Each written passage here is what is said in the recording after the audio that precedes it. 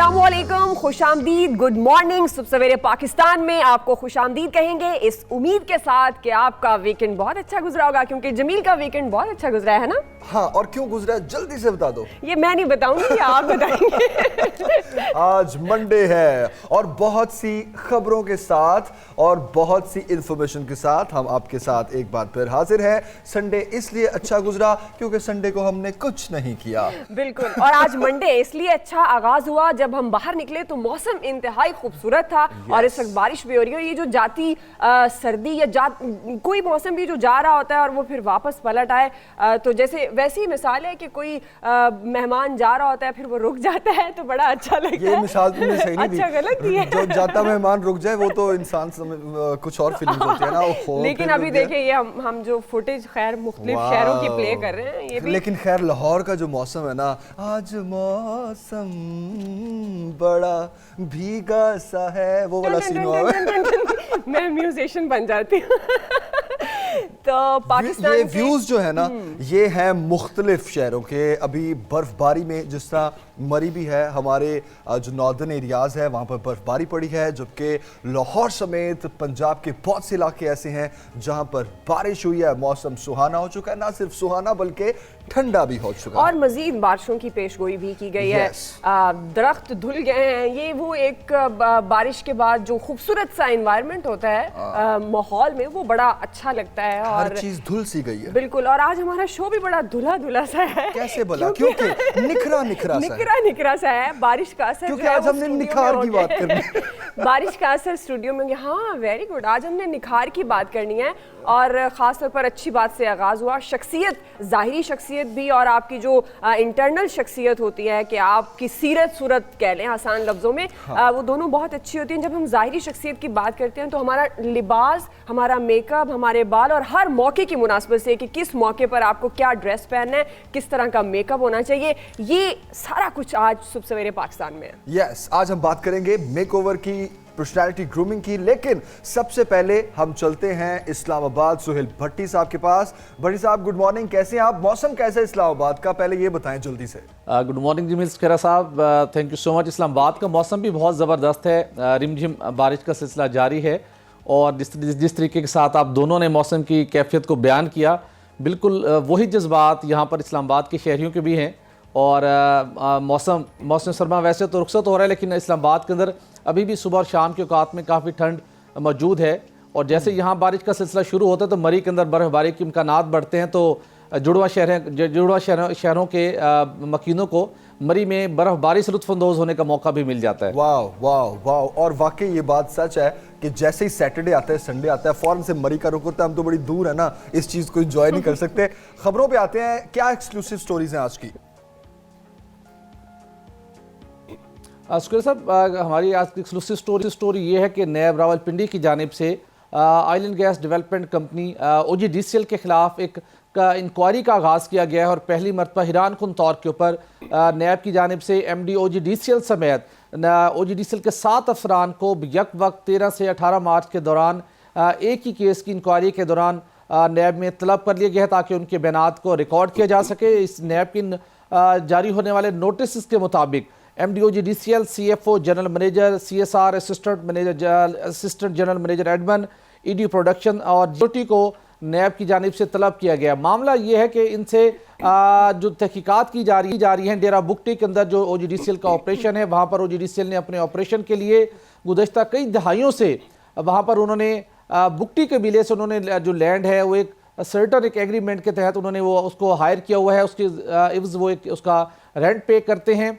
लेकिन मामला ये हुआ था कि जब OGDCL को इस बात का अंदाज़ा हुआ माजी के अंदर कि हमें 4300 एकड़ की अराजी की दरकार नहीं है, बल्कि हमें सिर्फ 700 एकड़ अराजी चाहिए, उस सिलसिले के अंदर एक एग्रीमेंट किया गया था जो कि 2012 में ख़त्म हो चुका था। लेकिन शाहजैन बुगटी ने इस मामले को इस्लामाबाद हाई कोर्ट से रजू किया। उन्होंने अपने क्लेम दाखिल किए और उन्होंने कहा कि नहीं, हमें 4300 एकड़ अराजी के ही हमें वाजबात चाहिए। उसके बाद गुफ्तो शरीद का सिलसिला शुरू हुआ, मुज़ाकरात हुए। वफाकी हुकूमत, सूबाई हुकूमत, FC और तमाम मुतल्लिका इदारों की बाहमी इसके अंदर इन्वॉल्वमेंट के बाद इस मामले को तय किया गया। उस कॉन्ट्रैक्ट को 2016 तक दोबारा एक्सटेंड किया गया। उसकी उन्हीं शिक के मुताबिक जो कि पहले से उसके अंदर मौजूद थी, ताकि इस मामले को एमिकेबली रिजॉल्व कर लिया जाए और उसके अगेंस्ट उसको पेमेंट की गई। लेकिन जब ये मामला नैब की नज़र में पहुंचा, नैब तक शिकायत पहुंची, तो ये इल्ज़ाम सामने आया कि 2015 के अंदर एक कमेटी ने, ओजीडीसीएल की इंटरनल कमेटी ने एक वर्किंग की थी जिसके मुताबिक शाहजैन बुगटी को इजाफी लैंड की, यानी कि 700 से ज़्यादा लैंड की कीमत अदा नहीं होनी चाहिए थी, जो कि 288 मिलियन रुपए है, 28 करोड़ 80 लाख रुपए है। ये खिलाफ ज़ाब्ता हुई, ये कौमी खजाने को नुकसान पहुंचाया गया। लेकिन हकीकत इससे यकसर मुख्तलिफ है। इसी के साथ दूसरा मामला है कि ओजीडीसीएल के सीनियर अफसरान को इस्लामाबाद क्लब की मेंबरशिप दिलवाई जाती है। नैब के अंदर ये शिकायत पहुंची थी और नैब ने इस मामले की भी इंक्वायरी शुरू कर दी है कि आपने इस्लामाबाद क्लब की मेंबरशिप कैसे हासिल की। हमने इस सारे मामले का खोज लगाया तो पता चला कि जो इस्लामाबाद क्लब में मेंबरशिप हासिल की जाती है वो बोर्ड की जानिब से एक बाज़ाब्ता तौर के ऊपर एक पॉलिसी मंजूर है जो कि जीएम लेवल से सीनियर अफसरान को एज पर कॉर्पोरेट कंपनीज के प्रैक्टिसेस के मुताबिक ऑफर किया जाता है और वो चंद अफसरान है। दूसरा मामला था शाहजैन बुक 28 करोड़ 80 लाख रुपए की अदायगी का। ये भी इस्लामाबाद हाई कोर्ट की डायरेक्शन थी, गुफ्तो शरीद की गई, मुज़ाकरात किए गए और ओजीडीसीएल ने अपने ऑपरेशन को कंटिन्यू रखते हुए और उसके साथ साथ उसके अंदर कोई फर्दर लिटिगेशन भी ना हो और वहां पर ओजीडीसीएल का ऑपरेशन भी मुतासर ना हो, ये अदायगियां की गई और 2017 के बाद ये अदायगियां मुकम्मल तौर पर बंद कर दी गई और इसकी मरतबा भी शाहजैन बुगटी ने अदालत से रजू किया हुआ है। मसला इस वक्त नैब ने जो हालिया इंक्वायरी का सिलसिला शुरू किया है, पूरी कंपनी के अंदर एक बेचैनी और तशवीश की लहर दौड़ गई है। कोई भी अफसरान इस वक्त काम करने को तैयार नहीं है और स्पेशली मुस्लिम लीग नून की हुकूमत भी एमडी ओजीडीसीएल का तकर्रुर नहीं कर सकी थी। एडवर्टीजमेंट की गई थी, लोगों ने अप्लाई किया था और बैरून मुल्क मुकीम एक फॉरेन कंपनी में एक साहब मुंतखब हो गए थे, लेकिन उन्होंने ओजीडीसीएल के अंदर जो गवर्नमेंट का एक इन्वायरमेंट है उसकी वजह से उन्होंने ज्वाइन करने से इनकार कर दिया था। इस वक्त भी ओजीडीसीएल के नए एमडी का प्रोसेस शुरू होना है और एक ऐसे मौके के ऊपर ये कार्रवाई शुरू की गई है जिसके नतीजे में लोगों के अंदर बेचैनी बढ़ेगी और कॉर्पोरेट गवर्नेंस के जो रूल्स होते हैं, जो ओजीडीसीएल जो प्रॉफिटेबल कंपनी है उसके लिए मुश्किलात बढ़ेगी, अफसरान का खराब होगा और बहुत से प्रोजेक्ट मुतासिर हो सकते हैं। आगे बढ़ते हुए भट्टी साहब, सी पैक के हवाले से आपके पास क्या खबर है? वफाकी हुकूमत ने फंड्स वापस ले लिए हैं, ये क्या मामला है? जी, ये मामला ये है कि पाकिस्तान तहरीक इंसाफ की हुकूमत के क़याम के बाद हम देखते हैं कि सी पैक के ऊपर काम की रफ्तार उस तरीके से हमें देखने को नहीं मिल रही। वज़ीर-ए-आज़म के मुशीर रज़ाक दाऊद साहब के हवाले से भी शुरू में कुछ मुतनाज़ा बयानात हुए, बहुत सी कंट्रोवर्सीज पैदा हुई, लेकिन गवर्नमेंट ने कहा कि सी पैक को उसकी स्पिरिट के मुताबिक आगे बढ़ाया जाएगा। हम चाइना के साथ मुज़ाकरात कर रहे हैं, कुछ टर्म्स एंड कंडीशंस को रिव्यू कर रहे हैं और सी पैक आगे बढ़ेगा।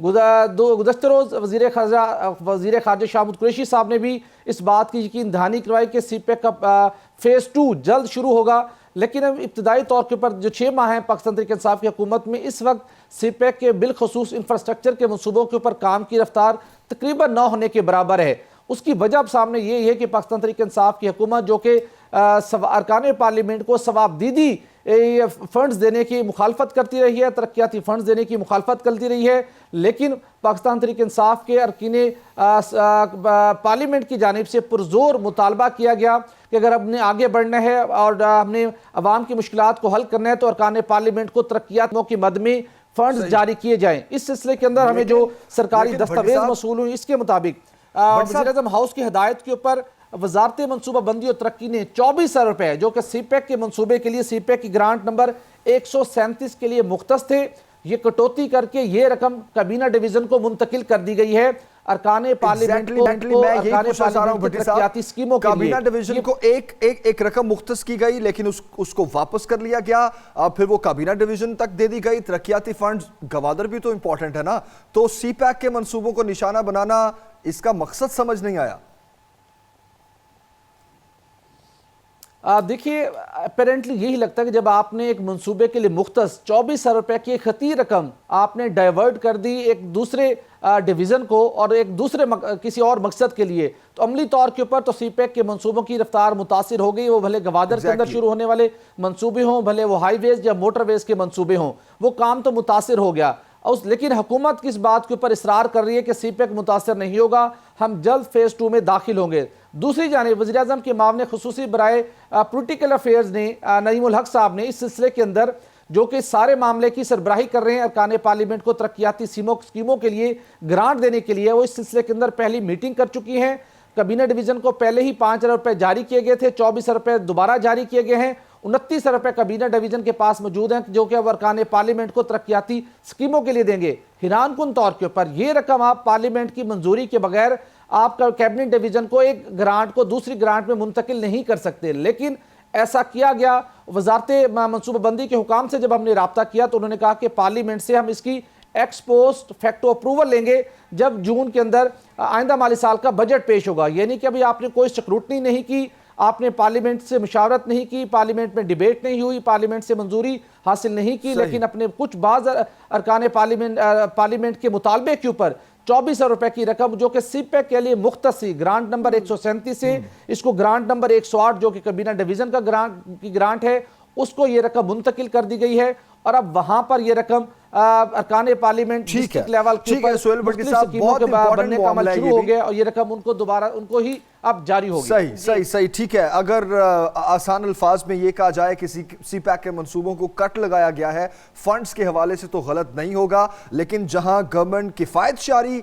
की बात करती है वहीं ऐसे प्रोजेक्ट्स पर कट लगा देना ये भी एक सवालिया निशान है, क्योंकि कब फेज टू का काम शुरू होगा। भट्टी साहब बहुत शुक्रिया आपका, दो अहम खबरों के साथ आप हमारे साथ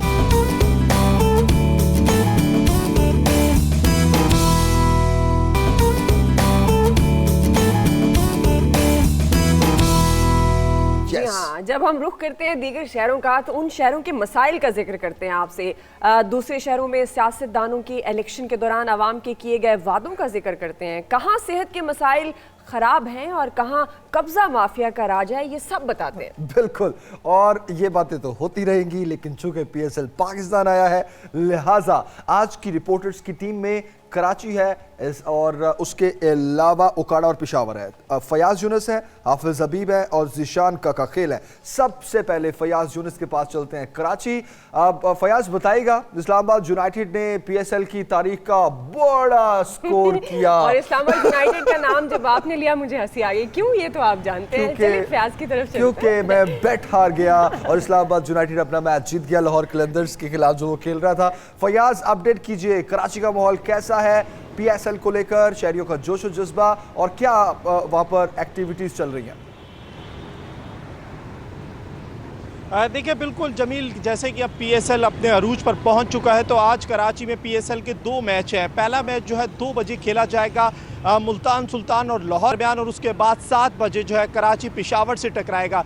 लेकिन हम देख रहे हैं कि पेशावर ज़ल्मी के जो सपोर्टर्स हैं सुबह से ही नेशनल स्टेडियम के बाहर पहुंच चुके हैं। कल भी कांटेदार मुकाबला हुआ था कराची किंग्स का और कराची किंग्स ने क्वेटा को शिकस्त देकर जीत गए। अहमद शहजाद ने बहुत अच्छी बैटिंग की और कराची की तारीख में बहुत अरसे बाद नेशनल स्टेडियम में 35,000 से ज़ायद शायकीन क्रिकेट ने पहुँच कर कराची का एक और आलमी रिकॉर्ड कायम किया और कराची के शहरी ने कल भरपूर जश्न मनाया, काफ़ी ज़्यादा खुश थे क्योंकि कराची जीता है काफ़ी अरसे के बाद। और इस वक्त हम देख रहे हैं कि सुबह से ही कुछ शायकीन जो है डेरा गाजी खान से आए हैं। जमील, इनसे मैं आपको मिलवाता हूँ, किस टीम की सपोर्ट करोगे और कितने घंटे के बाद यहाँ पर आज अगर पेशावर ज़िल्मी नहीं जीता तो क्या करोगे? भैया हम डेरा गाजी खान से आए हुए हैं, तकरीबन 13 घंटे का सफ़र किया है हमने और अब इधर खैरिया से पहुँच चुके हैं। हम पेशावर ज़ल्मी को सपोर्ट करते हैं और इंशाल्लाह हमें पूरी उम्मीद है पेशावर ज़ल्मी ही जीतेगा। ठीक है, कराची के होम ग्राउंड में ही उसको हराएगा पेशावर ज़ल्मी। देखिए जब ये लोग यहाँ पर काफ़ी ज़्यादा पुरुमीद हैं, यहाँ पर सुबह से ही हम देख रहे हैं कि इस वक्त अमूमन कराची के लोग इतनी जल्दी बाहर नहीं निकलते, लेकिन आज पीर का रोज़ है और यहाँ पर हम देख रहे हैं कि लोग मुसाफिर जो कराची के समेत मुल्क के मुख्तलिफ हिस्सों से नेशनल स्टेडियम पहुँच रहे हैं, काफ़ी ज़्यादा पुरुमीद हैं। कहते हैं अपनी अपनी पसंदीदा टीम को यहाँ पर सपोर्ट करेंगे, लेकिन जो अच्छी कारकर्दगी दिखाएगा वही जीतेगा। जमील, आज ट्रैफिक पुलिस की जानिब से थोड़ा सा ट्रैफिक प्लान भी कराची के शहरियों के लिए चेंज किया गया है क्योंकि आज 12 बजे नेशनल स्टेडियम के अतराफ़ के 3 रोड्स को ट्रैफिक के लिए बंद कर दिया जाएगा। सिर्फ स्कूल वैन, कॉलेज वैन को इन तमाम तर जो 3 रास्ते जो कारसा से नेशनल स्टेडियम, ढालमियर रोड से जो न्यू टाउन की तरफ जाता है, सिर्फ स्कूल वैन, यूनिवर्सिटीज़ की वैन और जो कॉलेज वैन होती है उनको जाने दिया जाएगा। और जो नेशनल स्टेडियम में लोग आना चाहते हैं, पुलिस कहती है वो 12 बजे नेशनल स्टेडियम आ जाए क्योंकि 2 बजे जैसे ही मैच शुरू होगा तो लाइनें काफ़ी ज़्यादा तैयार है। न सिर्फ पीएसएल के प्लेयर्स की मेज़बानी के लिए, बल्कि दूसरे शहरों से जो लोग मैचेस को देखने आए हैं उनकी मेज़बानी के लिए भी तैयार हैं। तो फयाज, आपसे अपडेट्स तो लेते रहेंगे, जैसे आप अपडेट भी कर रहे हैं कि ट्रैफिक का भी खातिर खा इंतजाम किए गए हैं, रूट्स को चेंज कर दिया गया है ताकि आने वालों के लिए कोई मुश्किल ना हो। अभी हम हाफिज हबीब की तरफ जाएंगे, ओकाड़ा। हाफिज, आप हमें अपडेट कीजिएगा, ओकाड़ा में आप किस जगह पर मौजूद हैं और कौन सा मसला है जो आज सुबह सवेरे पाकिस्तान में आप बता रहे हैं? जी दुआ, मैं इस वक्त डिस्ट्रिक्ट हेडक्वार्टर अस्पताल ओकाड़ा में मौजूद हूँ। तो जो इस वक्त इशू है जो सुबह सवेरे पाकिस्तान में डिस्कस करने जा रहे हैं वो सेहत के हवाला से मसला है कि साबका गवर्नमेंट जो पाकिस्तान मुस्लिम लीग नून की थी उनकी जानब से सेहत के हवाला से यहाँ डिस्ट्रिक्ट हेडक्वार्टर अस्पताल में जब 8 माह कबल साबका वज़ीर आला पंजाब शहबाज शरीफ ओकाड़ा डिस्ट्रिक्ट हेडक्वार्टर अस्पताल में आए तो यहाँ पर उन्होंने मुख्तलिफ शोबा जात में जो है इफ्तिताह भी किए और जो प्रोजेक्ट अंडर प्रोसेस थे उनका भी इफ्तिताह कर दिया गया जो उनकी हुकूमत के बाद भी मुकम्मल नहीं हो सके। इस हवाले से सबसे अहम इशू था वो ये आप सामने आ रहा है कि यहाँ पर कारवान सेहत मोबाइल अस्पताल जो डिस्ट्रिक्ट हेडक्वार्टर अस्पताल ओकाड़ा में हायर किया गया, जो दूर दराज इलाके थे ओकाड़ा के, वहां पर इस ये प्रॉपर मुकम्मल अस्पताल है जो जाना था, जो लोगों को सेहत की बुनियादी फैसिलिटीज उनके घरों के करीब प्रोवाइड करनी थी, लेकिन ये अभी तक फंक्शनल नहीं हो सका। ये 15 करोड़ पैसे जायद की रकम लगाकर ये बनाया गया था मोबाइल सेहत अस्पताल। इसके अंदर टोटल ऑपरेशन थिएटर था, 16 के करीब अमला इसके ऊपर हायर किया जाना था जो इसको फंक्शनल करने के हवाला से थे, लेकिन 8 माह से जायद का अरसा गुजर जाने के बावजूद भी ये फंक्शनल नहीं हो सका और इस वक्त ये खुले आसमान तले करोड़ रुपए की लागत से जो बनाया गया था खराब हो रहा है। इस हवाला से कुछ दिन रोज कबल यहाँ पर मौजूदा जो हेल्थ मिनिस्टर हैं डॉक्टर यास्मीन राशिद साहिबा वो भी इधर डिस्ट्रिक्ट हेडक्वार्टर अस्पताल के ऊपर आई। उनकी जानब से यहाँ पर वादा किया था इसको फंक्शनल करने के हवाले से कि इसको फौरी तौर पर जो है नोटिस देते हुए चंद रोज के अंदर ही जो है। लेकिन अभी ये कहिएगा, देखिए आपने 15 करोड़ रुपए इस पर खर्च हुए हैं इस मोबाइल यूनिट पर, ना पिछली गवर्नमेंट में ये फंक्शनल हो चुकी ना अब हो रही है, तो अस्पताल इंतजामिया क्या कहती है, असल वजह है क्या ताखीर की? जी जो इस अस्पताल इंतजामिया जब एमएस से हमारी बात हुई और सीओ हेल्थ से बात भी हुई है इस हवाले से कि इसको फंक्शनल क्यों नहीं किया जा रहा, तो उनका ये कहना है कि ये हमारे हैंड ओवर ही नहीं किया गया, ना हमारी रिस्पॉन्सिबिलिटी बनती है इसको फंक्शनल करने के हवाले से। इसकी सेपरेट से एक टीम है, इसके लिए 16 बंदे हायर किए जाने हैं, ये हमारे अंडर नहीं आता, लिहाजा हमारी ये रिस्पॉन्सिबिलिटी नहीं है तो कि हम किसके इसको अंडर आता है? फंक्शनल करें या इसको प्रोसेस में डालें। तो ये किसके अंडर आता है फिर? ये उनका कहना है कि पीआईटीबी, उनका ये कहना है कि एक सेपरेट इनके लिए एक प्राइवेट कंपनी है पीआईटीबी जिसके ये अंडर आता है, उनकी सेपरेट एक टीम है, वो इसको फंक्शनल करेंगे। जब उनसे बात की, उनका एक नुमाइंदा यहाँ पर मौजूद है ओकाड़ा के अंदर, जब उससे इस हवाले से बात की तो उनका ये कहना था कि हमारी जो हाईएस्ट अथॉरिटी है लाहौर के अंदर बैठे हैं, जब तक वो हमें तमाम फैसिलिटीज प्रोवाइड नहीं करेंगे हम इसको फंक्शन नहीं कर सकते। मैं जमील आपको इस हवाले से अगर बताऊं तो इसके लिए 16 के करीब जो है अमला चाहिए इसको फंक्शनल करने के हवाले से। यहाँ पर तो अभी तक डिस्ट्रिक्ट हेडक्वार्टर अस्पताल के अंदर प्रॉपर डॉक्टर्स अवेलेबल नहीं है, न्यूरो सर्जन अवेलेबल नहीं है। बात की जाए तो वहाँ सेहत के मत के मसाइल, सेहत की जो फैसिलिटीज प्रोवाइड करनी चाहिए गवर्नमेंट को वो नहीं कर रही, तो इसलिए सेहत की बहुत ही बुरी हालत है। ना तो अस्पतालों में वो फैसिलिटीज हैं और ना ही अगर जो कोई ऐसे प्रोजेक्ट का आगाज किया गया तो उसको भी सही तरीके से रन नहीं किया जा रहा। जमील, अभी हम पेशावर का रुख करें, जिशान हमारे साथ है। जिशान काका खेल, अपडेट कीजिए, पेशावर से कौन सा बड़ा मसला डिस्कस करेंगे आज?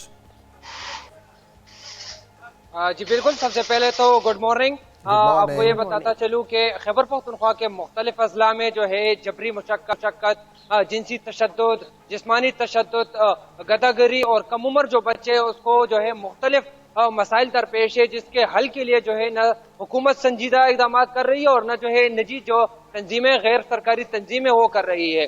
मुख्तलिफ वाक़यात में 4 सालों के दरमियान 2014 से 18 तक काफी इजाफा हो गया है, जिसमें जिनसी तशद्दुद, जिस्मानी तशद्दुद, जबरी मुशक्कत पर उसको मजबूर करना समेत जो है दीगर वाक़यात सरफहरिस्त थे। अगर मैं आपको स्टेटिस्टिक की बात करूं तो Khyber Pakhtunkhwa child protection commission ने रिपोर्ट जारी किया है और रिपोर्ट के मुताबिक जो है खैबर पख्तूनख्वा के मुख्तलिफ अजला में जो है 240 बच्चों को जो है जिनसी तशद्दुद का निशाना बनाया गया है, जिसमें बच्चियां भी शामिल है, बच्चे भी शामिल है। इसी तरह अगर जबरी मुशक्कत की बात की जाए तो 600 से ज्यादा बच्चों को जो है जबरी मुशक्कत पर जो है मजबूर किया गया है, जिसकी उम्र 7 साल से लेकर 14 साल की उम्र बताई जा रही है। इसी तरह जिस्मानी मुशक्कत हो गई, इसके साथ साथ जो है गदागरी के जो है तकरीबन 100 बच्चों जो है उनके स्टेटिस्टिक के मुताबिक 100 बच्चों को जो है गदागरी पर मजबूर किया गया है और उनको मुख्तलिफ सिग्नल्स और स्टाफ पर खड़ा करके उनसे गदागरी जो है करवाई जा रही है। इसी तरह कम शादी जो है 70 शादियां उन्होंने रिपोर्ट की है जो 14 साल उम्र से जो है कम है और इसमें 7 बच्चे भी शामिल है जिसकी शादी जो है 14 साल की उम्र से पहले की गई है। मुख्तलिफ अजला में जो है बड़ी चढ़ती जा रही है, बड़ी खतरनाक आप फैक्ट्स बता रहे हैं और इनको तो मतलब सुन के हमारे रोंगटे खड़े हो रहे हैं। ये बताइएगा कि मुतलका डिस्ट्रिक्ट में इस पर क्या कार्रवाई की गई है, पुलिस को कितना इल्म है, अदालतों में ये केसेस कितने सामने आए और किन केसेस पर सजा हुई? देखिए अभी तक जो है इनको तो इनिशियल स्टेटिस्टिक मिली है, Khyber Pakhtunkhwa child protection commission बनाया गया है, लेकिन उनको भी काफी मसाइल दरपेश है क्योंकि उनको सैलरी नहीं दी जाती है। हर अजला में उनको जो है डिस्ट्रिक्ट ऑफिसर तैनात किया गया है जो चाइल्ड प्रोटेक्शन पर काम करते हैं, लेकिन उनके पास रिसोर्सेज की कमी है, उनके पास ट्रेनिंग की कमी है, वालिदैन में अवेयरनेस नहीं है, गुर्बत है, तालीम नहीं है। तो इन बुनियादी वजूहात की बिना पर इन मसाइल को टैकल करना एक बहुत बड़ा चैलेंज बन गया है। अभी खैबर पख्तूनख्वा हुकूमत ने एक्ट भी पास किया है, चाइल्ड प्रोटेक्शन एक्ट भी पास किया, लेकिन वो भी उस मानों में जो है काम नहीं कर रहा जिस तरह करना चाहिए और इस वाकयात में जो है दिन ब दिन जो है इजाफा देखने को आ रहा है। और पुलिस की अगर बात की जाए तो जो केस रिपोर्ट होता है उसको तो पुलिस कोशिश करता है, लेकिन जो केसेस रिपोर्ट नहीं होते तो उसको पुलिस का कोई इल्म नहीं होता और न जो है केस रजिस्टर करने का कोई ऐसा प्रॉपर मैकेनिज्म है कि जिसके थ्रू जो है हम बच्चे की जो कंप्लेन है वो रजिस्टर करवाए इधर चाइल्ड प्रोटेक्शन यूनिट के साथ या इधर जो पुलिस है या दीगर मुतल्लिका काम है, उनको कोई ऐसा मैकेनिज्म नहीं है। Very sad. आपने अपडेट किया पेशावर से ज़ीशान काका खेल, उखाड़ा से हाफिज हबीब और कराची से फयाज यूनुस हमारे साथ थे। आप तीनों का बहुत शुक्रिया। कराची तो PSL के लिए तैयार है, लेकिन उखाड़ा और पेशावर की जहां तक बात है बहुत संगीन मसाइल हैं ये कि हल के लिए कोशिश भी नहीं की जा रही। बिल्कुल, और किसी भी इदारे की बात करें वहां पर इस तरह के फ्लॉज मौजूद हैं जहां पर हुकूमत को काम करना चाहिए। तो जाहिर है हम इस पर अपने इस प्रोग्राम में सुबह सवेरे पाकिस्तान में इन तमाम मसाइल पर आवाज़ ज़रूर उठाते रहेंगे और कोशिश करेंगे जो हुकूमती नुमाइंदगान हैं उनको झंझोड़ते रहें ताकि वो सेहत जैसे बुनियादी मसले पर अपनी तवज्जो ज़रूर उस पर रखें। एक्शन में आना बहुत ज़रूरी है।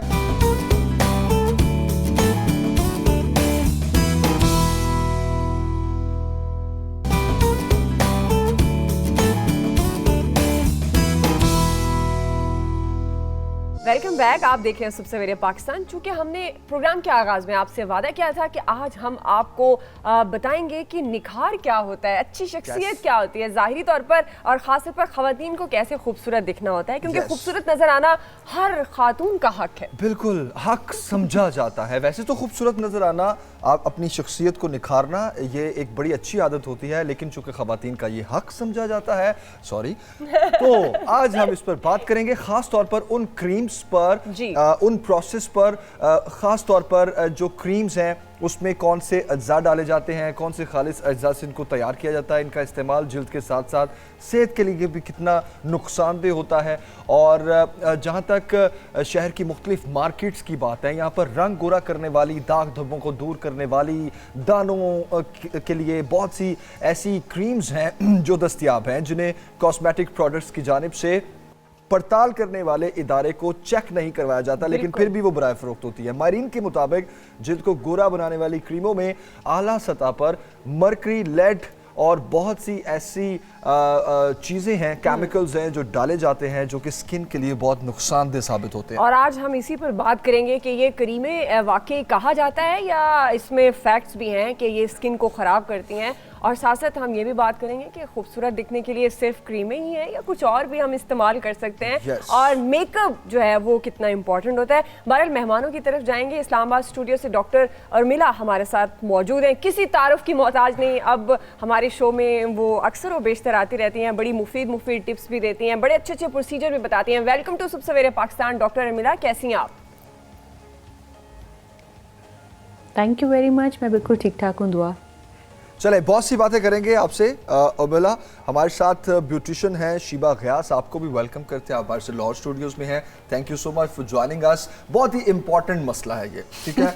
मर्दों के लिए चूंकि कम निस्बतन, लेकिन खवातीन के लिए बहुत है, क्योंकि इतने केसेस आते हैं क्योंकि मैं और दुआ अक्सर ये देखते रहते हैं, ना सिर्फ ये केसेस क्रीम्स की सूरत में आते हैं कि रंग गोरा करने वाली क्रीम यूज की, बहुत से ऐसे पार्लर्स हैं, सैलून्स हैं जहां पर fake like 2 number products use की जाती हैं, फेशियल में बहुत सी चीजें, फिर मेकअप में जो 2 नंबरी आ गई है, कोई चेक एंड बैलेंस नहीं है। तो दुआ मेरा ख्याल है you carry with this topic. तो शीबा जैसे आगाज कर दिया जमील ने, हम जब फेशियल, जाहिर है बड़ा इंपॉर्टेंट होता है जब आप मेकअप कर रहे हैं, पार्टी या कोई शादी इवेंट है कुछ भी, तो आप जाते हैं पार्लर, डेफिनेट आप फेशियल लेते हैं, तो वहाँ पर समटाइम चीज़ें असल नहीं होती हैं जो प्रोडक्ट्स इस्तेमाल की जाती हैं। तो पहले तो बड़ी शाइन आती है, फिर 2-3 दिन के बाद वो ड्राइनेस और वो चीज़ें। हाँ। क्या आप समझती हैं कि वाकई इस तरह की जो फेक चीज़ें हैं ये रखी जाती हैं पार्लर्स पर, उससे फिर बचने के लिए क्या करना चाहिए? फिर डेफिनेट जब वो बहुत से स्पॉट्स बनते हैं तो खवातीन क्रीम्स इस्तेमाल करती हैं जिनका हम जिक्र कर रहे थे। बिल्कुल, thank you so much for inviting me on your show. अभी जैसे हम छोटा सा ब्रीफ डिस्कशन हम पहले भी ऑलरेडी कर रहे थे, तो मैं आपको ये बताना चाहूँगी कि स्पेशली पाकिस्तान में या जो हमारी एशियन कंट्रीज़ हैं, यहाँ पे लोगों के माइंड में एक बात बैठ चुकी है कि अगर हमारा फेयर कॉम्प्लेक्शन है, अगर हम गोरे हैं तो हम खूबसूरत हैं। मेरे पास बहुत से क्लाइंट्स आते हैं और उनका बस ये होता है, जी मेरा फेस जो है आप गोरा कर दें, मेरा रंग गोरा कर दें। मैं हमेशा कहती हूँ कि गोरी स्किन से बेहतर है, जो कि आप फेक आप अपने आप को बना रहे हैं, आपकी स्किन बहुत ब्राइट होनी चाहिए, खूबसूरत होनी चाहिए, हाइड्रेटेड होनी चाहिए। अनफॉर्चुनेटली मैंने भी बहुत से जब मेरे पास क्लाइंट्स आते हैं तो बहुत सी ऐसी स्किन्स के साथ आ रहे होते हैं जिनमें बहुत ज़्यादा प्रॉब्लम होता है, एक्नी का प्रॉब्लम स्टार्ट हो जाता है, बाज़ दफ़ा उनके रिंकल्स जो हैं वो बहुत ज़्यादा प्रोमिनेंट होना शुरू हो जाते हैं, ब्लेमिशेस स्टार्ट हो जाते हैं, बहुत ज़्यादा दाग और धब्बे स्टार्ट हो जाते हैं। तो उनमें 2 चीज़ें होती हैं, एक तो उनकी होम केयर, यानी मैं हमेशा बोलती हूँ अगर कोई चीज़ किसी स्किन को सूट कर रही है तो उसका ये मतलब नहीं कि वो स्किन वो आपको ही 100% आपको सूट करेगी। स्किन टू स्किन वेरी करता है, आपकी खाने की जो हैबिट है उस पर डिपेंड किया जाता है, आपका वाटर इनटेक होता है, आपका एटमॉस्फेयर है, तमाम चीज़ें काउंट करके एक इंसान की प्रॉपर स्किन बनाते हैं।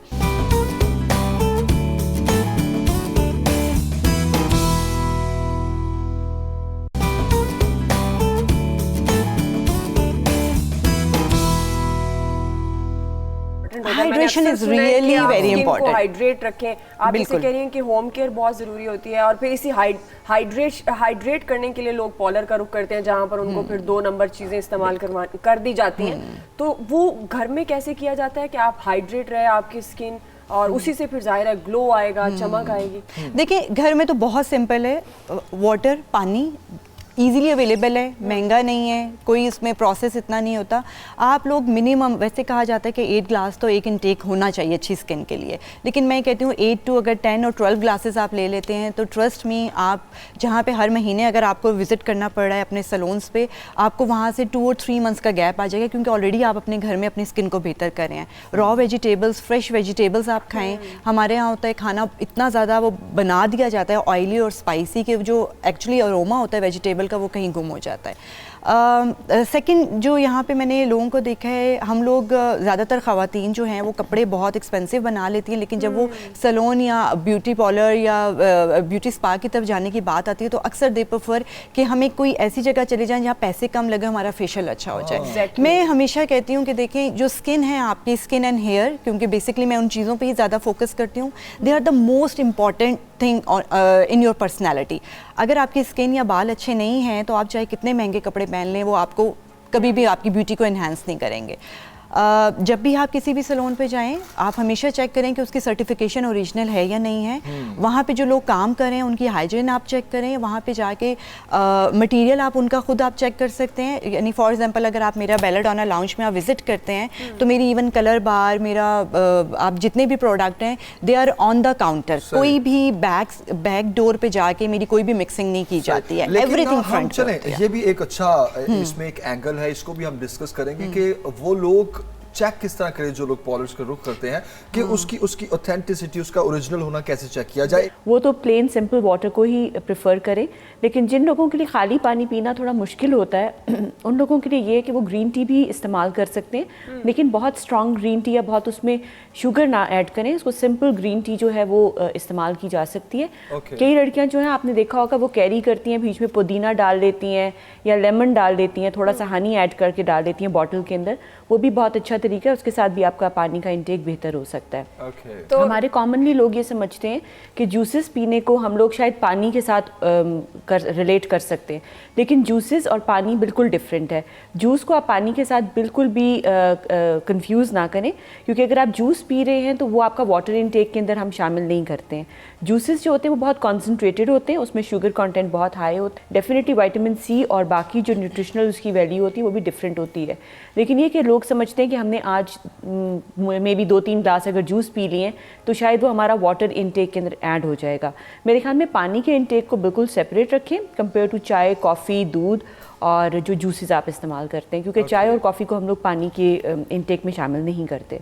अच्छा डॉक्टर साहबा, ये अभी जो कॉलर थी उनका ये कहना आपका था दूसरा क्वेश्चन, जी झुर्रियां जिसको रिंकल्स कहते हैं कि माथे पे स्किन इकट्ठी हो जाना और आंखों के पास। अच्छा, रिंकल्स का, जी हाँ ठीक है। अच्छा, जो माथे के ऊपर आंखों के गिर जो रिंकल्स आने लग जाते हैं, अर्ली एजिंग साइंस होते हैं। सबसे पहले आंखों के जो नीचे की ये वाली एरिया होता है स्किन का, ये बहुत पतला स्किन होता है। सबसे जो आपकी बॉडी पे पतली स्किन होती है वो आपकी आंखों के गिर्द होती है, और सबसे पहले यहीं पर डिहाइड्रेशन आती है। अगर किसी छोटे बच्चे को, न्यूबॉर्न बेबी को या छोटे बच्चों को भी डायरिया हो जाता है तो उनकी आंखें एकदम से अंदर चली जाती हैं। मतलब डिहाइड्रेशन का साइन सबसे पहले इस जगह पे नज़र आने लग जाता है।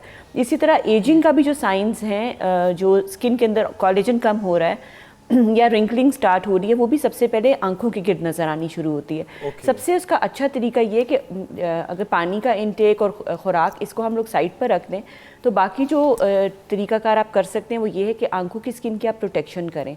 आप इसको हाइड्रेट इस तरह से रख सकते हैं कि आप सिंपल घर के अंदर जो पेट्रोलियम जेली मिलती है आप वो अप्लाई कर सकते हैं, जिनकी बहुत खुश्क जिल्द है या जिनको बहुत ज़्यादा अस्थमा रहता है या मौसम के साथ तब्दीलियों के साथ उनको एलर्जीज़ रहती हैं, तो उसको हाइड्रेट कर सकते हैं। उसके अंदर कोई केमिकल शामिल नहीं होता, किसी किस्म का स्टेरॉइड शामिल नहीं होता, किसी किस्म की लेड या मर्करी शामिल नहीं होती है, बट एटलीस्ट वो आपकी जो पानी है उसको होल्ड करता है स्किन के अंदर। इसके अलावा एलोवेरा जेल आपके घर के अंदर बहुत आसानी से अवेलेबल है, वो चीज़ आप अप्लाई कर सकते हैं।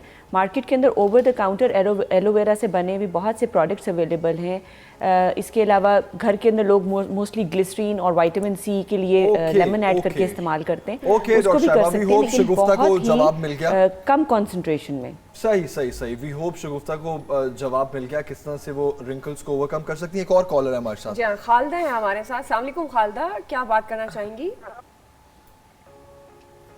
जी, मैंने डॉक्टर उर्मिला से पूछना है कि मेरी बेटी के सिर पे और बहुत बाल है, जिसकी वजह से वो बहुत परेशान रहती है, तो प्लीज इसका कुछ हल बता दे। मैं बहुत परेशान हूँ अपनी बेटी की वजह से, और उसकी हाइट भी थोड़ी कम है।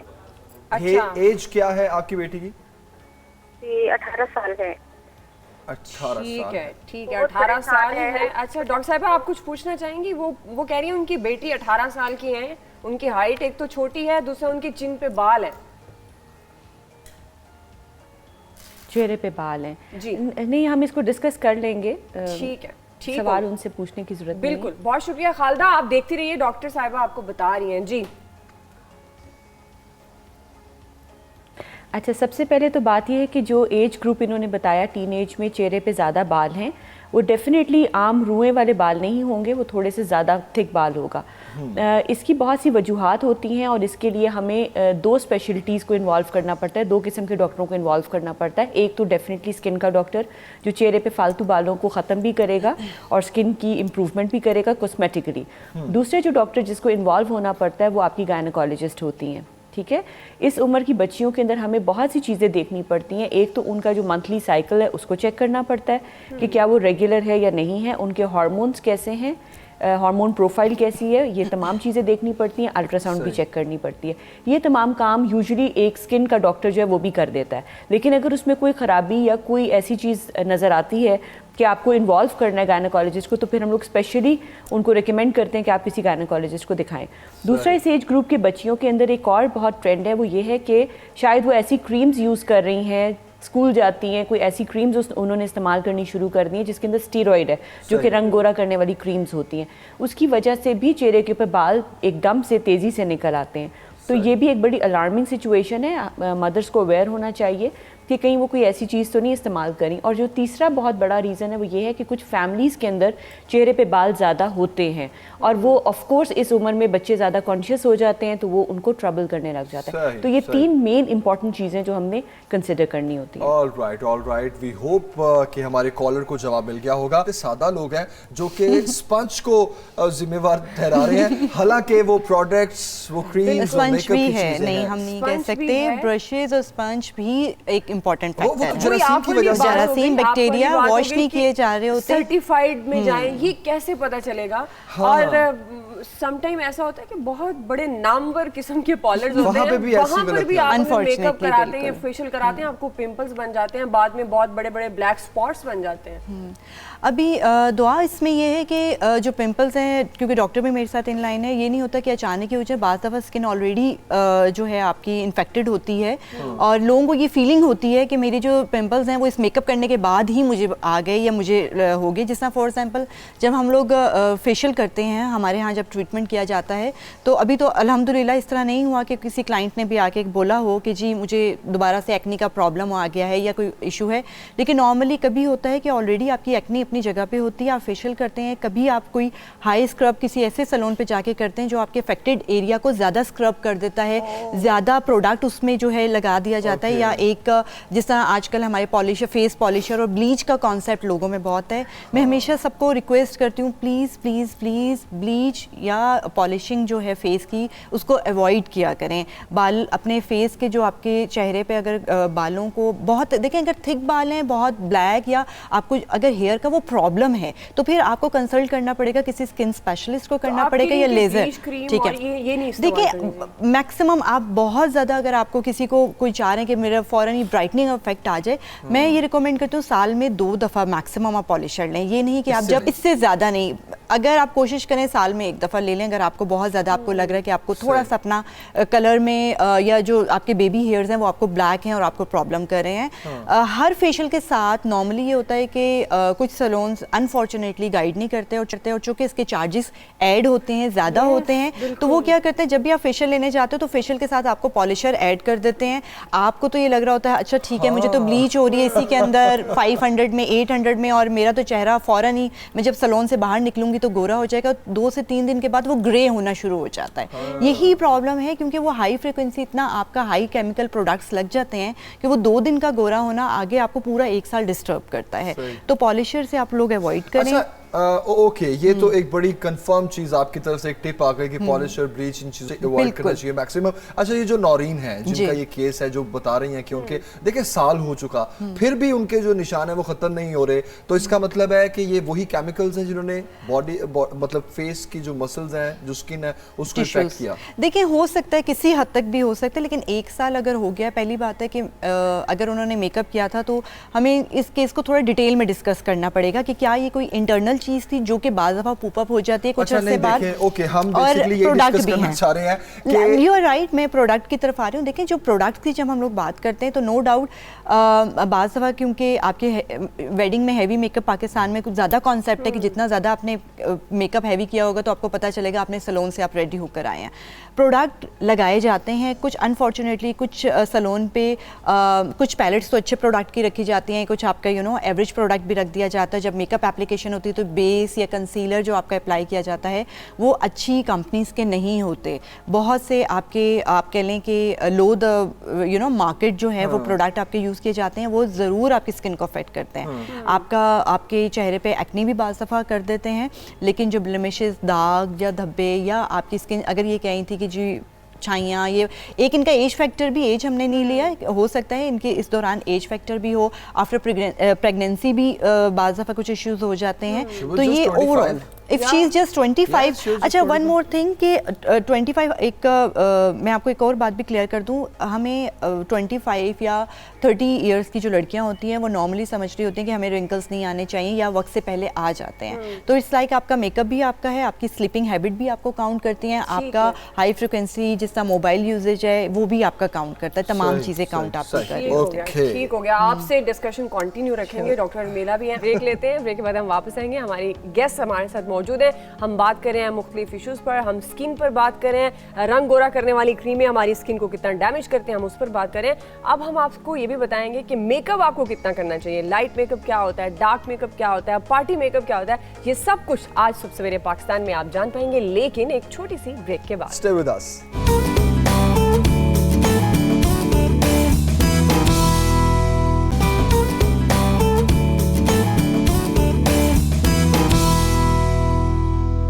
आप देख रहे होंगे कि ब्रेक के बाद हमारे सेट पर मुख्तलिफ लोग नजर आ रहे हैं और मुख्तलिफ एक्टिविटीज होती नजर आ रही हैं। और देखिए, जब मर्द हजरात ये बात मान लेते हैं कि खवातीन को खूबसूरत नजर आना चाहिए और उसके लिए मेकअप करना चाहिए, तो उनकी जेब हल्की होती रहती है। तो आज से ये तय हो गया कि तमाम मर्द हजरात जो हैं वो अपनी जेब हल्की करने में उन्हें कोई मुश्किल नहीं होगा, ऐसा ही है? हाँ, इसका मतलब ये है कि अच्छे प्रोडक्ट्स यूज करें, जो सस्ते प्रोडक्ट्स हैं उनसे इज्तनाब करें, क्योंकि आपका चेहरा और चेहरे की स्किन बहुत कीमती है जनाब। जिस तरह हम ब्रेक से पहले बात कर रहे थे, डॉक्टर उर्मिला से बात कर रहे थे और हम शीबा से बात कर रहे थे, तो हम उसको कंटिन्यू रखते हैं उस बात को, और फिर आपको बताएंगे कि मॉडल्स के मेकओवर जो हो रहा है इसमें हमारी नई गेस्ट माहीन जो है उनका इनपुट इनसे हम लेंगे कि मेकओवर के लिए, ग्रूमिंग के लिए क्या चीजें इंपॉर्टेंट हैं, क्या किन चीजों को देखना पड़ता है। तो डॉक्टर उर्मिला के पास चलते हैं। जी हाँ डॉक्टर साहब, बहुत सी कॉल्स अभी आ रही हैं जो हम ले भी नहीं पा रहे हैं शो में। सबका यही कहना है कि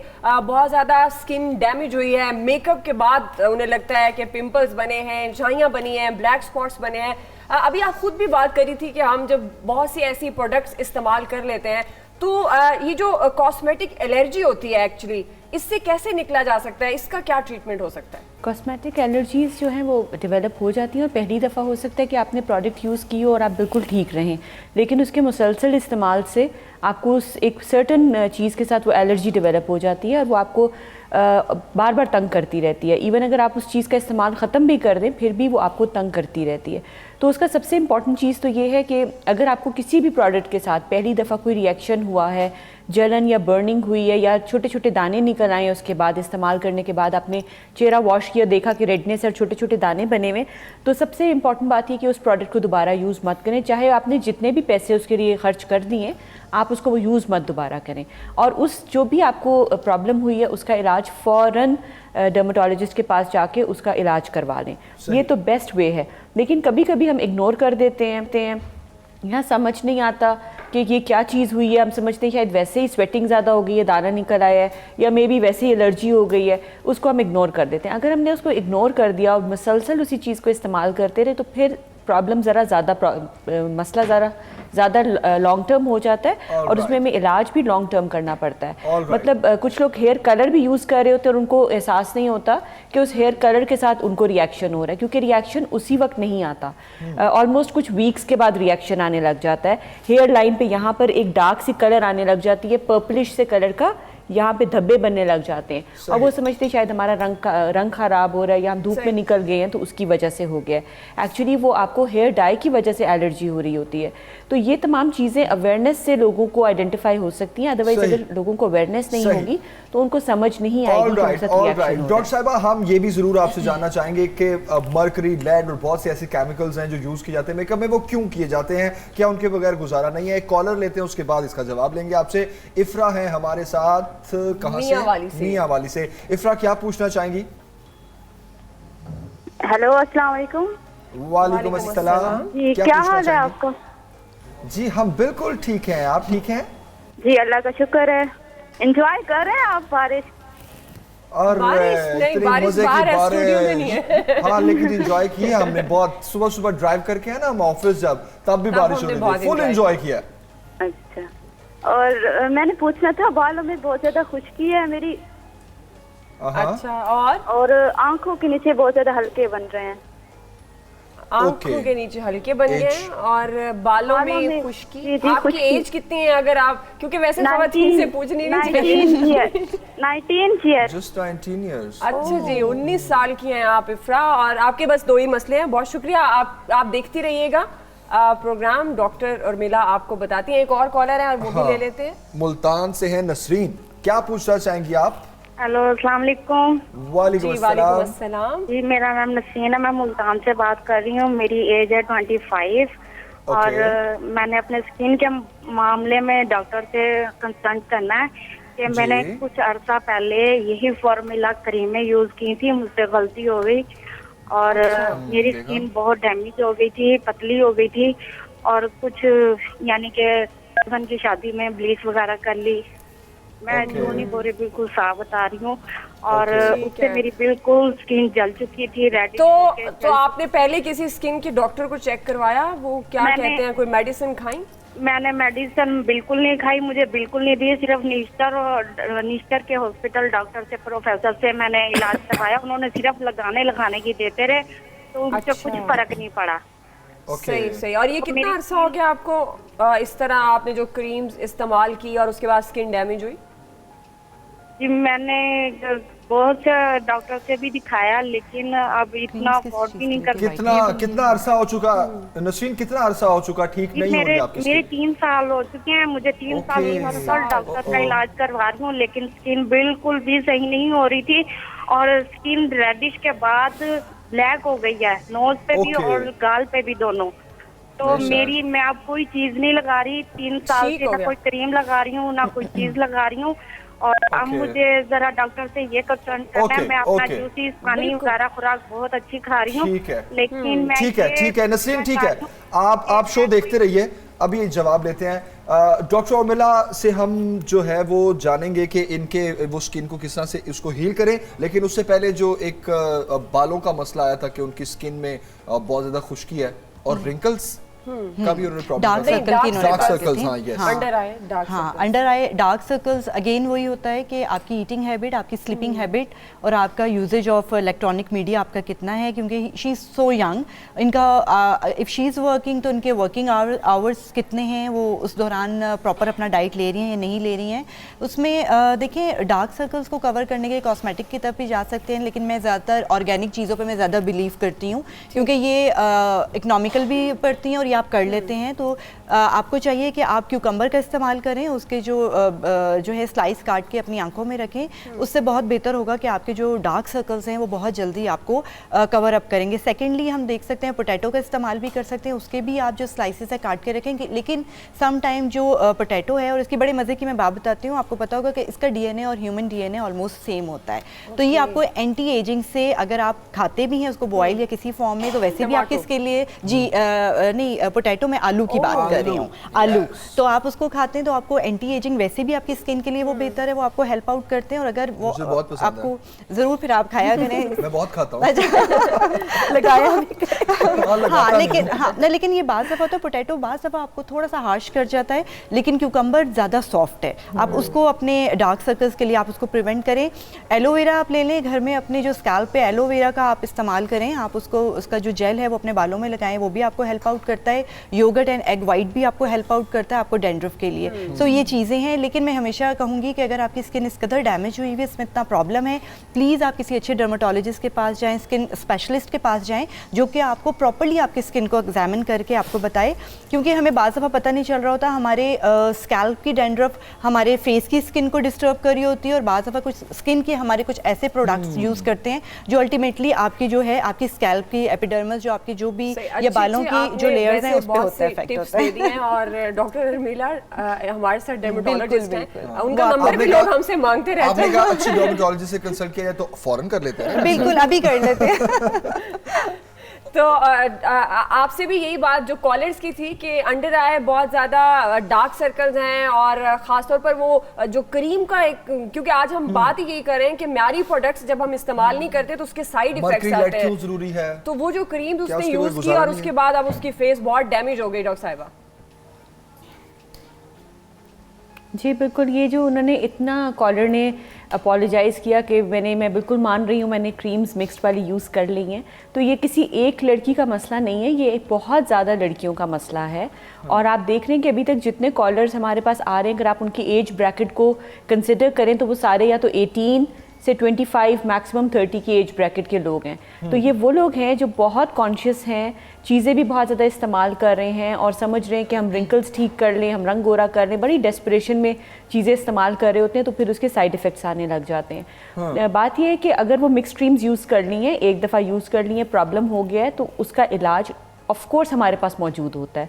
आप बहुत अच्छे डॉक्टर के पास गई हैं, आप एक टीचिंग हॉस्पिटल में गई हैं, दैट्स वंडरफुल, उन्होंने मेंशन किया और वहाँ से इलाज भी करवाया, दैट्स वेरी नाइस। क्योंकि आम तौर पे लोग क्या करते हैं कि वो छाइयाँ वगैरह दूर करने के लिए ये खुद ही से ओवर द काउंटर क्रीम्स हासिल करते हैं, या फ्रेंड्स से पूछ लिया या फिर किसी पार्लर पे चले गए। बट उन्होंने बड़ा सेंसिबल काम किया कि वो एक प्रॉपर हॉस्पिटल जाके उन्होंने अपनी स्किन चेक करवाई है। तो जो भी चीज़ उन्होंने यूज़ की, कम अज़ कम उससे मज़ीद डैमेज नहीं हुआ होगा अगर उसका इलाज नहीं हुआ। अब बात यह कि जो पिगमेंटेशन है या छाइयाँ हैं, दाग धब्बे हैं या स्किन के ऊपर जो निशान है, उनका एक दफ़ा से इलाज मुमकिन ही नहीं है। ये नहीं है कि अगर आपने 15 दिन 20 दिन कोई क्रीम इस्तेमाल की तो वो अनडू हो जाएगा सारा कुछ, ऐसे नहीं होता। आपको इस तरह की चीज़ों के साथ मुसलसल जो है वो इलाज करना पड़ता है। इसके अंदर कभी कभी आपको लेज़र भी यूज़ करना पड़ता है, जो हमने पिछले प्रोग्राम में दिखाया था, एक लेज़र ट्रीटमेंट। इसके अलावा आपको कुछ स्पेशल जो डॉक्टर के ऑफिस के अंदर प्रोसीजर्स होते हैं, जिस तरह से मीज़ोथेरेपी है, जिसमें हम स्किन के अंदर छोटी छोटी दवाइयाँ हैं, उनको हम इंजेक्ट करने की कोशिश करते हैं छोटे प्रिक्स के साथ, या समटाइम्स प्रिक्स के बगैर भी हम उस दवाई को आपकी स्किन के अंदर पहुँचाने की कोशिश करते हैं। बहुत सी मशीन्स होते हैं, उसके साथ मीज़ोथेरेपी कर सकते हैं हम। इसके अलावा आपको कुछ ना कुछ इंजेक्टेबल ट्रीटमेंट्स दे सकते हैं अगर पिगमेंटेशन इतनी ज़्यादा हो गई है कि वो अनकंट्रोल्ड है। तो ये तमाम चीज़ें आपके लिए ऑप्शंस अवेलेबल हैं। ओके डॉक्टर उर्मिला, फिर इन सारे प्रोसेस में, इन सारे ट्रीटमेंट्स में कितना अरसा लगता है हील होने में? देखिए जी, ये वेरी करता है। कुछ लोग ऐसे होते हैं कि आपने इलाज करना शुरू किया और विद इन 2 वीक्स 3 वीक्स उनको रिजल्ट्स भी आने लग जाते हैं, लेकिन मेंटेन उन्होंने अपने आप को करना होता है। लेकिन कुछ बहुत स्टबन किस्म की पिगमेंटेशन होती है, या कुछ लोगों का लाइफस्टाइल ऐसा होता है कि वो उनका बहुत सन एक्सपोजर है, या उनका घर बहुत खुला बना हुआ है जिसमें धूप बहुत ज़्यादा आती है, उनको खुले घर में काम भी करना पड़ता है, सफाई भी करनी पड़ती है, ख़वातीन को घर की बर्तन भी धोने पड़ते हैं। हमारे पास ऐसी लेडीज़ आती हैं, वो कहते हैं हम धूप से नहीं बच सकते क्योंकि हमारा घर ही इस तरह का बना हुआ है। तो बात यह है कि इन दैट केस थोड़ा सा प्रोलॉन्ग हो सकता है इलाज, लेकिन ये कि इलाज करना हम लोगों का काम है। हमने डॉक्टरी इसीलिए की है कि हम इलाज करें और हम लोगों को हेल्प करें। एक ये बताना ज़रूरी है कि एक दफ़ा क्रीम इस्तेमाल कर ली या एक डॉक्टर के पास आपने एक नुस्खा इस्तेमाल कर लिया तो अब आप ठीक नहीं हो सकते, ये गलत बात है। आप ठीक डेफिनेटली हो सकते हैं, लेकिन एक बात ख़वातीन याद रखें, जब स्किन एक दफ़ा डैमेज हो गई है, एक दफ़ा पिगमेंटेशन आ गई है या दाने बनने शुरू हो गए हैं, वो मुसलसल बनते रहते हैं, दाग धब्बे आ गए, तो इसके साथ आपने अपना एक लाइफ लॉन्ग अपना लाइफस्टाइल चेंज करना है और अपना एक डेली केयर को ज़रूर अपनी रूटीन में शामिल करना है। उसके बगैर आप फिर ठीक नहीं होंगे। मतलब आप ठीक होंगे, फ्लक्चुएट होता रहेगा, दोबारा से पिगमेंटेशन आ जाएगी, दोबारा से दाने बनने लगेंगे। अपना लाइफस्टाइल जो है वो एक लॉन्ग टाइम के लिए चेंज करना बहुत ज़रूरी है अगर आपकी स्किन डैमेज हो गई है। डॉक्टर उर्मिला, बहुत शुक्रिया आपका। आपको ऐसे ही हम जहमत देते रहेंगे, अच्छी अच्छी टिप्स भी लेते रहेंगे। आप तो वैसे भी हमें एक ऑफर दे चुकी हैं, थोड़ा वो क्या था, डिस्काउंटेड ट्रीटमेंट का। हमारे व्यूअर्स को एक्चुअली वो तब था जब हम इस्लामाबाद आए, लेकिन हम आपको दावत देते हैं कि आप हमारे पास लाहौर आए। बिल्कुल, बहुत शुक्रिया आपका।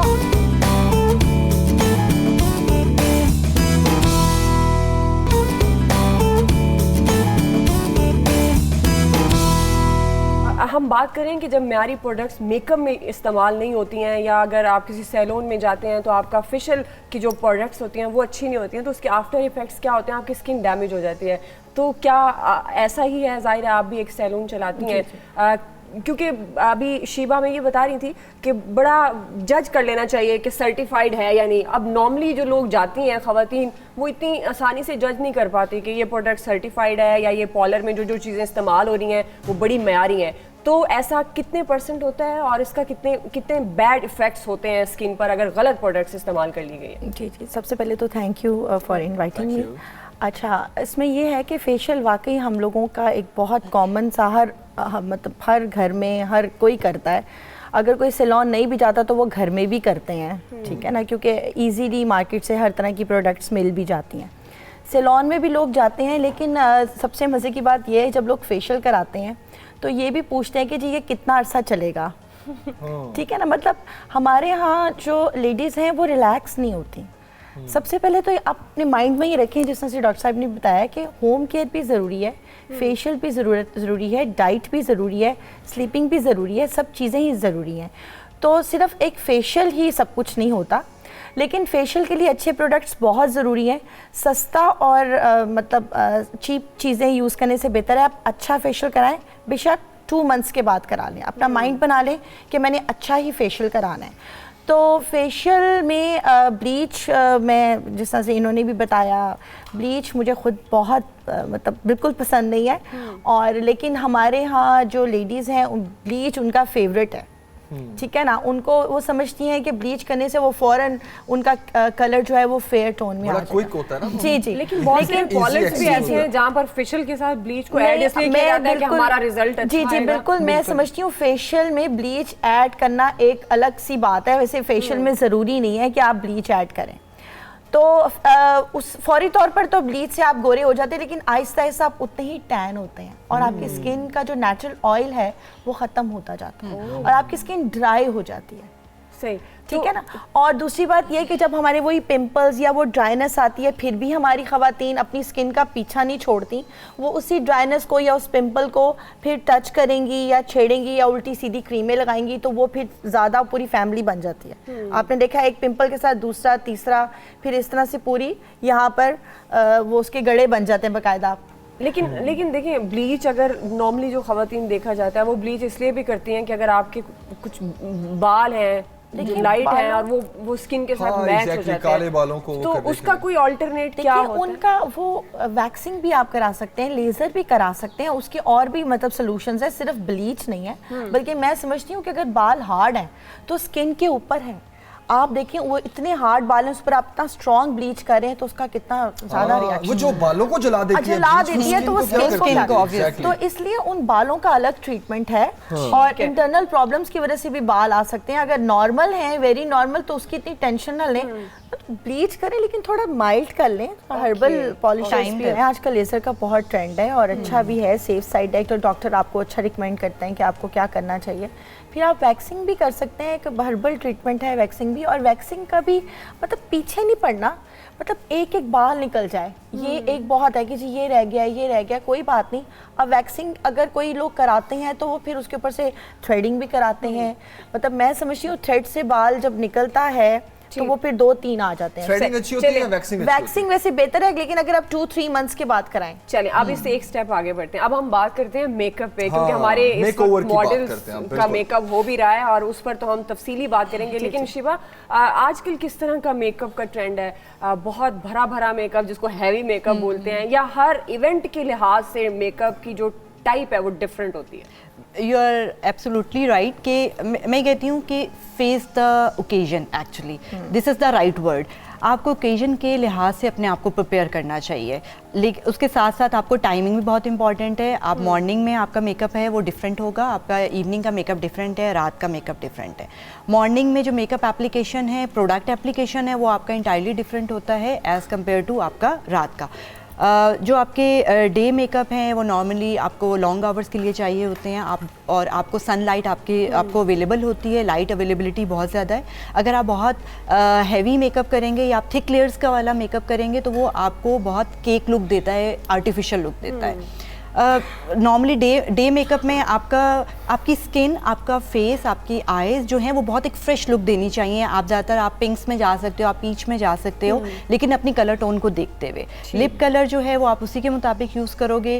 रात को मैं कहती हूँ आपका नाइट मेकअप है, यू आर द क्वीन, आप प्ले कर सकते हो, डिफरेंट पैलेट्स के साथ प्ले कर सकते हो, कलर्स के साथ प्ले कर सकते हो, क्योंकि आपको जो सनलाइट है या वाइट लाइट है उसकी अवेलेबिलिटी बहुत कम होती है। तो आप अपने आप को क्रिएट करके लोगों को बता सकते हो उसमें कि आप जो आई शेडोज़ हैं, जो आई डिफरेंट आई शेडोज़ के साथ आप जा सकते हो, उसमें क्रीज पे काम कर सकते हो, आप ब्लश ऑन जो ब्रॉन्जर है उसके साथ आप प्ले कर सकते हो। Red is my favourite colour, you know, रात के वक्त रेड लिपस्टिक, ये बहुत आपको काउंट मतलब ये है कि जिस तरह का इवेंट है और डे और नाइट का मेकअप डिफरेंट होता है। तो अभी ब्रेक का टाइम आ चुका है, ब्रेक के बाद वापस आते हैं।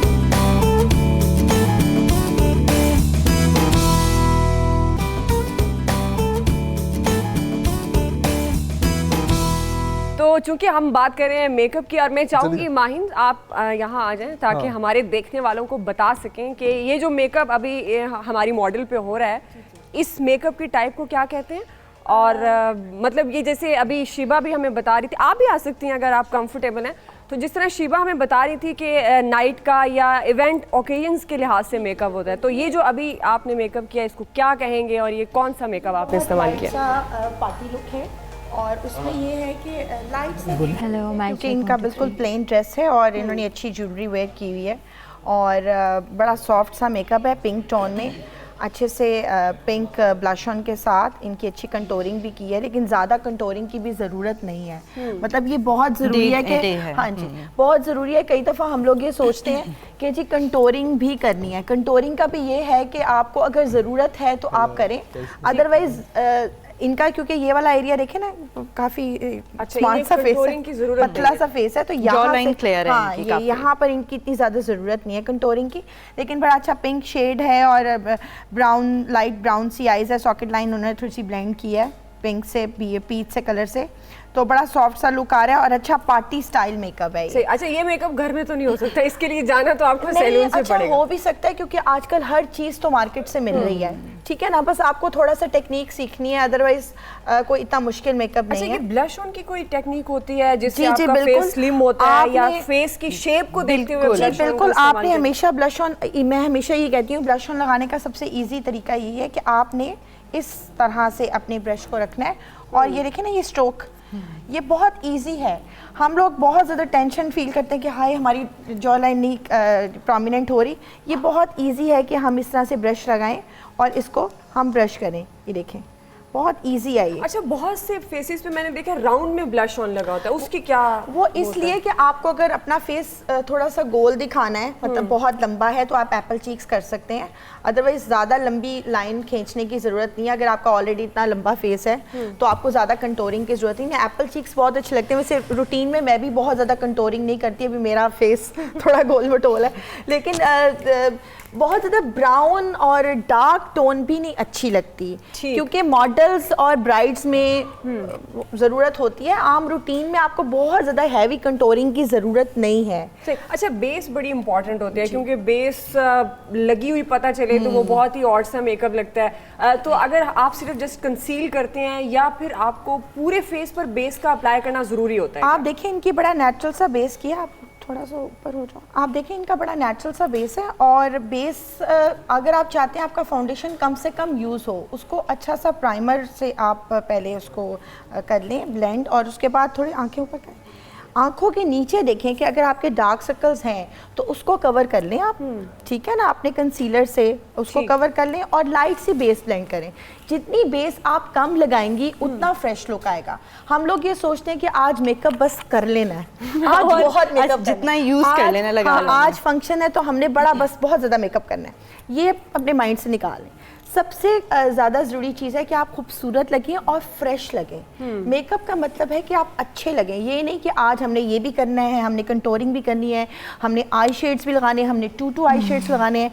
कभी कभी आपका ड्रेस सिर्फ इजाज़त दे रहा होता है कि आप वन कलर में जाएं। इस पर हम ज़रूर बात करेंगे क्योंकि हमें डिज़ाइनर भी ज्वाइन कर चुकी हैं। हिना कैसी हैं आप? आपकी तरफ आते हैं क्योंकि बड़ा इंपॉर्टेंट होता है कि आप मेकअप जब कर लेते हैं तो उसके साथ ड्रेस कैसे आपको सिलेक्ट करना है और किस ड्रेस के साथ आपको किस तरह का मेकअप करना चाहिए, ये बड़ा इंपॉर्टेंट होता है। तो अभी हम मॉडल से पूछ लेते हैं वो कंफर्टेबल, क्योंकि बड़ा ज़रूरी होता है कि आप कितने कंफर्टेबल हैं जब आप मेकअप करवाते हैं, और ख़ास तौर पर कहते हैं कि जब आप खुद अच्छे लग रहे होते हैं अपने आप को और आपको लग रहा होता है कि आपका मेकअप अच्छा है तो फिर आप बड़े अच्छे मार्क्स देते हैं अपने मेकअप आर्टिस्ट को। क्या ख्याल है? बिल्कुल ऐसा ही है। तो अभी आपको जो आपका मेकअप हुआ है, अभी आप मिरर दिखाएं, मिरर दिखा दें ताकि वो कमेंट कर सके। एक्चुअली मॉडल लुक्स ही तब देती है जब वो कॉन्फिडेंट फील करती है कि मैं अच्छी लग रही हूँ। कई दफ़ा होता है मॉडल अच्छी ना लगे तो वो अब आजकल तो जो है वो हर औरत ही अपने आप को मॉडल समझती है, वो और होना भी चाहिए वो अच्छी दिखे। तो आपको लग रहा है कि आप कंफर्टेबल हैं इस मेकअप के साथ? सम टाइम होता है कि बहुत हैवी मेकअप जो है वो भी आप उसके साथ कंफर्टेबल नहीं होते, तो जाहिर है वो कॉन्फिडेंस नहीं आता। मेकअप जितना लाइट होता है ना उतना ज़्यादा अच्छा फील होता है, ज़्यादा हो जाए तो खुद को ही बुरा लगता है, इसलिए लाइट मेकअप ज़्यादा ज़रूरी है। तो आज आपका सबसे अच्छा मेकअप हुआ या पहले भी कभी किसी ने इतना अच्छा किया या बहुत बुरा मेकअप हुआ हो आपका? नॉर्मली मैं ज़्यादातर मेकअप अपना खुद करती हूँ। अच्छा, गुड। तो इसका मतलब है आज आप खुद भी बता सकती हैं कि आपका मेकअप सही हुआ है या नहीं? बिल्कुल नहीं, ये न्यू एक्सपीरियंस है, मुझे अच्छा लगेगा कि वो मेकअप करेंगी, थोड़ा लुक चेंज आएगा। नहीं, आप माशाल्लाह बहुत अच्छी लग रही हैं, वैसे भी प्यारी हैं और मेकअप के बाद ज़्यादा अच्छी लग रही है। तो हिना की तरफ मैं जाना चाहूँगी। हिना, कैसी हैं आप? बिल्कुल ठीक, आप बताएं। ये हमारी मॉडल का अच्छा, अभी इनका हेयर स्टाइल रहता है। हाँ जी, अब इनका हेयर स्टाइल आयरन कर्ल्स कर दो। तो अभी क्योंकि मौसम चेंज हो रहा है हिना, किस तरह के मेकअप पर किस तरह का ड्रेस होना चाहिए, लाइट डार्क, क्या ये अच्छा पहले तो हम लोग पहले ये अभी मैं सुन रही थी कहते कि पहले मेकअप होना चाहिए। आई थिंक पहले ड्रेस सिलेक्शन होती है, उसके बाद मेकअप सिलेक्शन होती है। Dress basically you need to know कि what type you are wearing, which type you are wearing, which function you are going and how you are carrying yourself. It's an evening function, it's a morning function, or it's a kitty party, or it's a whatever, a birthday. So I think first is like dress selection, and then is your looks and makeup and your jewelry and your every accessories with that. Okay, grooming की अगर बात की जाए, कल trends क्या हैं? Like लड़कियों को या लड़कों को क्या वेयर करना चाहिए? सेमी फॉर्मल की तरफ अगर जाएं? अच्छा, सबसे बड़ी बात है ग्रूमिंग की बात करेंगे तो I think personality is enhance with your confidence, the way you carry your self. It's not about कि अगर आपने महंगा ही कपड़ा पहना हुआ है तो आपके अंदर कॉन्फिडेंस आएगा। Confidence level is the most important thing among the grooming. And secondly अगर आप ट्रेंड्स की तरफ आए हैं तो मैं समझती हूँ कि बिल्कुल ट्रेंड बिल्कुल चेंज हुआ है। अभी समर्स आ रहे हैं और जिस तरह पेस्टल कलर्स था एकदम से डिज़ाइनर्स डार्क कलर्स की तरफ आ गए हैं। तो pastel is not for the only thing. जब विंटर्स भी हम लोग पेस्टल्स पे जा रहे थे, समर स्प्रिंग भी हम लोग बिल्कुल पेस्टल्स पे जा रहे थे। अब बिल्कुल हम लोग dark heavy colours, plum shades, blacks की तरफ, डार्क पिंक्स की तरफ, हॉट पिंक कलर एकदम से इन हुआ है। तो ये कि ट्रेंड्स तो फिर चेंज होते रहते हैं, every decade trends are changing, styles are changing.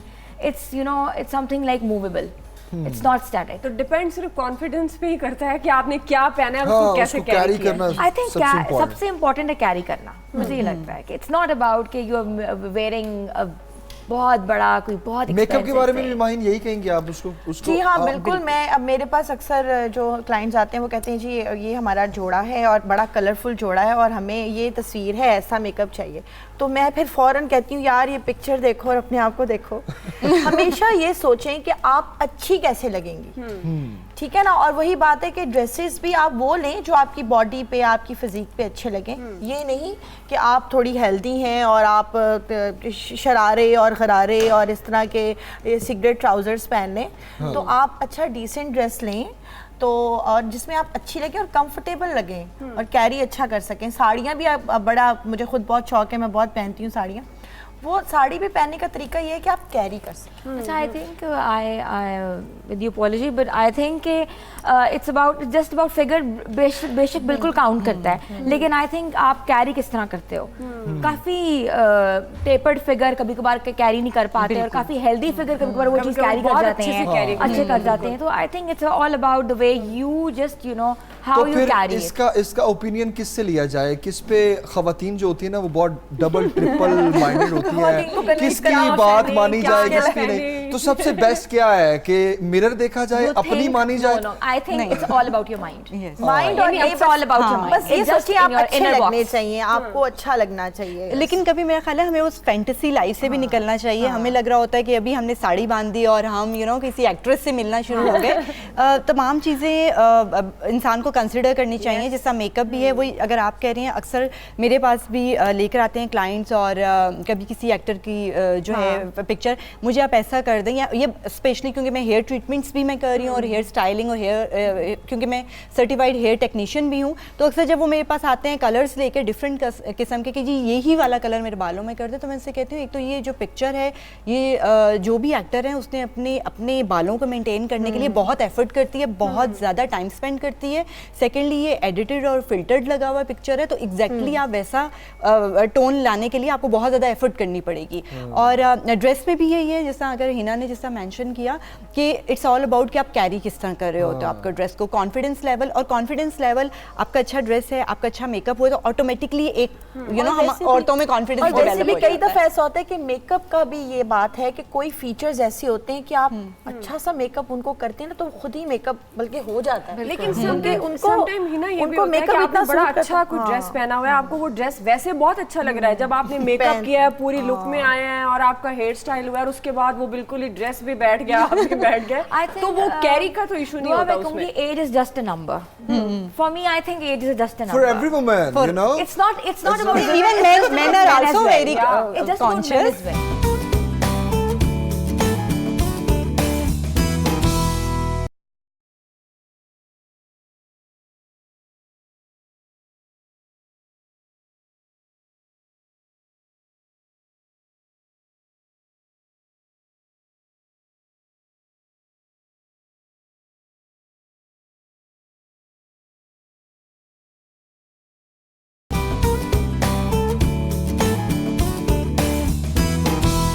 मेरा ये ख्याल है कि एक टिप और भी होनी चाहिए खवातीन के लिए। एक तो ये कि आप बी कॉन्फिडेंट, आपने जो पहना है। दूसरा ये कि इस चीज़ का भी ख्याल रखिए कि कैमरे की आंख और इंसानी आंख जो है ना उसमें फ़र्क है। कैमरे ज़रूरी नहीं आप सेल्फी ले रही हैं, आप पिक्चर खिंचवा रही हैं तो आप उतने ही फिल्टर्स लगा के रियल आंख भी उसी तरह देखिए। आप बहुत लाउड मेकअप भी करवाते हैं और बड़ा अच्छा लगता है। मैं ये बहुत अच्छा करना चाहती हूं कि आप kids, you know, but I carry myself like a, I think I carry myself like a teenager.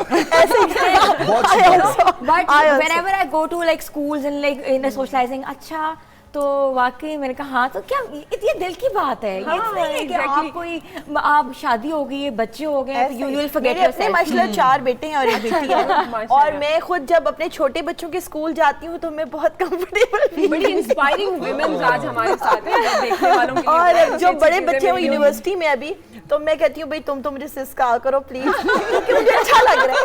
लेकिन जब मैं अपने छोटे बच्चों माहीन और महमद के स्कूल जाती हूँ तो वो मुझे बड़ा अच्छा लगता है कि यार ठीक है। तो लेकिन ये है कि वही बात आ गई कि आप अपने आप को थोड़ा सा कंफर्टेबल और कैरी कैसे कर सकते हैं, वही ड्रेस रखें, वही मेकअप करें। लेकिन कई दफ़ा कोई लोग लाउड मेकअप भी कराते हैं और वो बहुत सूट करता है, ठीक है ना। ये नहीं है कि अब मैं मेकअप आर्टिस्ट हूँ, मैं मेकअप नहीं करती, मेकअप मैं लाउड भी कर जाती हूँ। मुझे अरेबिक मेकअप बहुत पसंद है, स्मोकी मुझे बहुत पसंद है, लेकिन डिपेंड करता है अपनी ड्रेस क्या पहनना है और क्या किस तरह से। तो लाउड मेकअप भी अच्छा लगता है, जो सूट करे बस उसमें रहे। एक कॉलर है हमारे साथ लाहौर से, रोमा। रोमा क्या पूछना चाहेंगी? Good morning. क्या? हेलो, लगता है कोई लाइन में इशू है। चलिए कोई बात नहीं, आप दोबारा ट्राई करें कॉल करने की। एक्चुअली ना मैं हाँ बारिश की वजह से ऐसा हो गया। मेरा अच्छा बारिश में कैसा मेकअप करें? बारिश में मेकअप ना करें बेहतर है, क्योंकि रह गया तो फिर काफी बारिश में तो I think you need to be transparent. तो बेहतर है कि मेकअप किया ही ना जाए। हाँ बेहतर है, क्योंकि उसके बाद जो आपके साथ होगा। अच्छा there is makeup called transparent makeup as well. Transparent makeup होता है, बिल्कुल होता है। और मैंने ये टर्म सीखी थी when I was in Dubai, क्योंकि ये पाकिस्तान में बहुत कम लोग जानते हैं ट्रांसपेरेंट मेकअप क्या होता है। वाइट आईज और जो कहते हैं best always go for transparent makeup. और वाटरप्रूफ तो होता ही है। वैसे इतना बदनाम है मेकअप, ऐसे भी नहीं बह जाता, इतना भी नहीं होता कि वो बिल्कुल बह जाएगा। नहीं एक्चुअली ये मेल हजरात के लिए बड़ा इशू होता है कि वो इन चीजों को बहुत ब्राइडल या हेवी बारिश में बह गया और शक्ल क्या निकल आया। हेवी मेकअप और ब्राइडल। मुझे एक बात बताएं, आप लोग मतलब कि you are a male, we all are female, what about when you got married and you got even scared और लाइक ऐसा हुआ यकीनन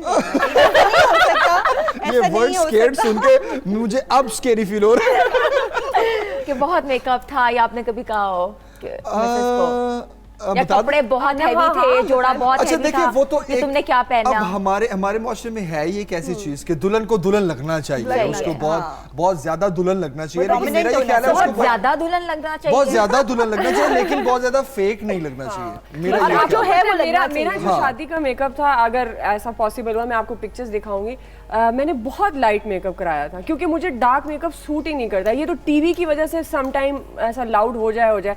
शादी पे मेरा बहुत ही लाइट। मैंने हमेशा आपको भी ड्रेसेस भी बहुत लाइट कलर्स में पहनने में देखा है, नॉट अब हेवी। मैं वैसे कोशिश कर रही हूं कि मैं dark. I think you should light makeup. अगर if I recommend you should wear dark clothes because you are fair, you will look very you know you will be. मैं कल से देखिएगा, आपने कल शो देखना है, मैं डार्क कलर पहन के बैठूंगी। कॉलर है शहजाद हमारे साथ। अच्छा ओके, शहजाद क्या पूछना चाहेंगे? जी सर, बात कर रहे हैं। जी हेलो जी शहजाद, हम आपको सुन रहे हैं। जी सर, जी साहब बात कर सकते हैं, हुक्म करें।